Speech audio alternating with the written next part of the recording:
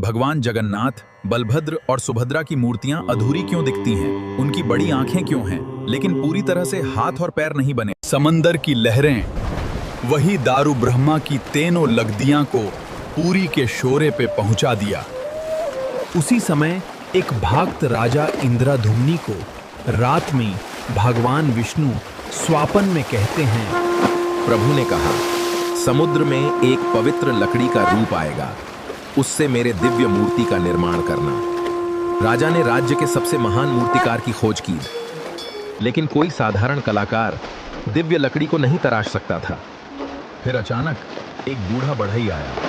कोई नहीं जानता था कि वो वास्तव में कौन था, लेकिन वो कोई और बल्कि विश्वकर्मा थे। उसने मूर्तियां तराशने के लिए सहमति जताई, लेकिन एक शर्त पर, किसी को भी दरवाजा खोलने की अनुमति नहीं है जब तक कि मैं अपना काम पूरा नहीं कर। दिन बीत गए, फिर हफ्ते बीत गए।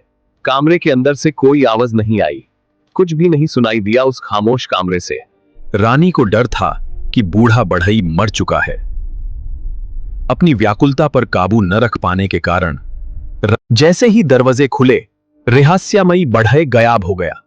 अब वहां सिर्फ उनके औज़र और एक खामोश सन्नाटा बचा था, और वहां जगन्नाथ, बलभद्र और सुभद्रा की अधूरी प्रतिमाएं खड़ी थी, जिन्हें देखकर राजा विस्मय में डूब। और वहां थे अधूरे रूप जगन्नाथ, बलभद्र और सुभद्रा के, अधूरी हथेली और बिना पैर के। उनकी हाथ अधूरे थे, उनके पैर अधूरे थे, फिर भी उनकी आंखें ब्रह्मांड जितनी विशाल थीं। दुखा ना करो राजा, मैं यही अवतार में काली युगा में रहूंगा। अपूर्ण रूप ने एक पूर्ण संदेश दिया। ईश्वर बाहरी पूर्णता नहीं देखते, वो केवल भक्ति देखते हैं।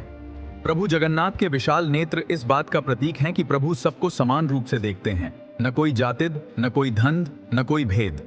और अधूरे आंग मानवता को याद दिलाते हैं कि दिव्या प्रेम मानव रूप में सीमित नहीं हो सकता है। इसीलिए आज भी लाखों लोग जगन्नाथ, बलभद्र और सुभद्रा के रहस्यमयी रूप के सामने झुकते हैं।